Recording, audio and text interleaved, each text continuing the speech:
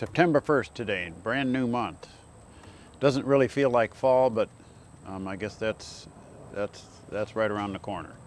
So I'm sitting on newly framed steps in between the brick sidewalls. We just have temporary treads on here, and these will remain until close to the end of the job, but it allows movement up and down. It allows the customer to come in and out of their front door. And we just have a couple of pieces of OSB up here on the deck, which should handle the weather just fine until it's time to remove them. Started the stucco on this far end. All these surfaces of the block wall here, including inside face, outside face, and top, will be stuccoed. After it's stuccoed, then we can proceed with build our rail on here. But that'll be towards the end. That'll be some of the finishes that we put on towards the end. And we've been doing a lot of work on the cornice, a lot of soffit work, putting in the soffit board. We've been on the gables, we've been using the non-vented soffit boards, and on the drip eaves, where there is ventilation required, then we use the ventilated soffit board, and you buy that pre-ventilated. We like to get the cornice complete before we put the roof on. We'll start the roof on Thursday, but we have to get at least the fascia board and the drip edge up before we do the roof. A lot of builders don't do that. They come back afterwards and do it, but to install the drip edge correctly really needs to be done before the roofing goes on. And we'll work on the back half of the roof where the felt is the oldest, because that's going on three weeks or so now. And so we want to get the finished surface on there so we don't have any leaking issues, because the felt isn't permanent, of course. Got a delivery of siding and all the exterior finish materials coming at the end of the week, so we'll be able to start finishing, and we'll do one side of the house at a time. So we'll tear off the existing cedar shake siding on the main floor walls. Then we'll put our house wrap, then we'll run the siding and the corner trim boards, install the windows, and do that per side. So we'll start on the north side and do that whole complete side first, and then just move around the whole house that way. Come here.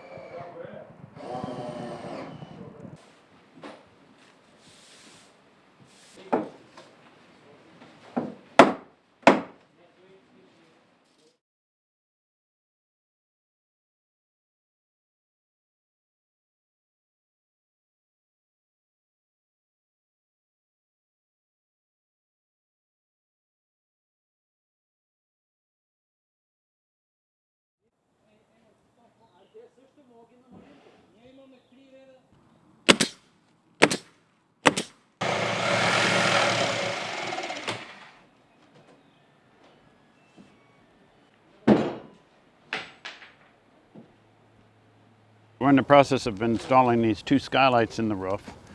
This is a non-venting skylight. This is a venting skylight, meaning that it can open up. So we've come up here with our shingles. We've applied the adhesive flashing around the perimeter that's supplied by Velix, the manufacturer. And we first have to cut the felt away, the roofing felt that's the shingle underlayment, so that the adhesive flashing from Velix can bond directly to the underlayment plywood, the sheathing, the roof decking, and then lap over the felt, and that provides a very nice waterproof barrier. And we come up, we install our sill flashing, which is at the bottom, and start coming up, weaving in the step flashing as we lay each course of shingle, and you can see a piece of step flashing right up there. And we'll just come up all the way up, working our way up both sides of the skylight. Then we put our cladding on over the sides here and put our saddle flashing, which is at the head of the skylight, and then that provides a completely waterproof barrier around the whole perimeter. This solar tube that we installed today was part of the original roof. Paul and Miriam had it installed fairly recently, I think a couple of years ago, so it's still in good shape. We didn't want to throw it away. And there's a hallway up here on the second floor that doesn't have any, it's an interior hallway, so it doesn't have any windows or anything. So these solar tubes provide good diffuse lighting. It has this highly reflective tube that the light travels through, and then on the bottom there's a slightly obscure glass which lets the light through and lightens dark areas. And over here on this chimney, normally you just have one surface plane to deal with on a roof, but here we have three different planes. We have this plane here, this 512, we have a 312 plane coming here, and then we also have this little cricket that we built on the back side to divert the water away so it wouldn't collect behind the chimney. And then this is the correct way to install chimney flashing.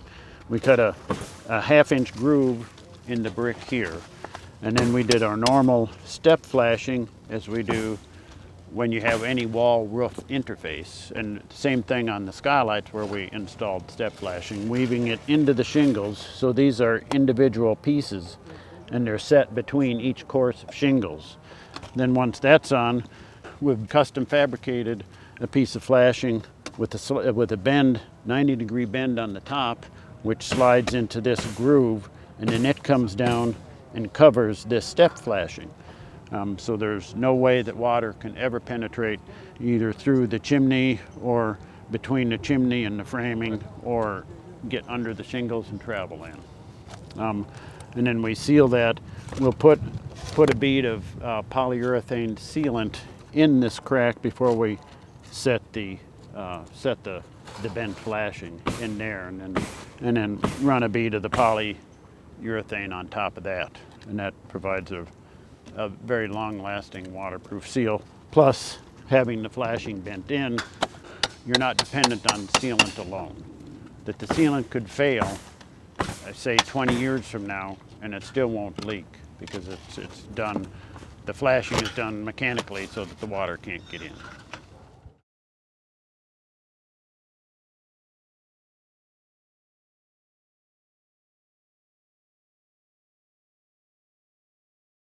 Well, we've worked in a number of different areas this week. In the front of the house, we started our finished stucco coat around the perimeter of the block wall on this porch over here, and the landing walls and the main porch walls. We're not quite done. We still have some detail on the tops and the ends to do. And then we also framed the stairs, put in all the stringers, and framed in the landing, put on temporary treads and temporary surface here at the landing. On the second level, the new addition, we've been working on a lot of the detail work.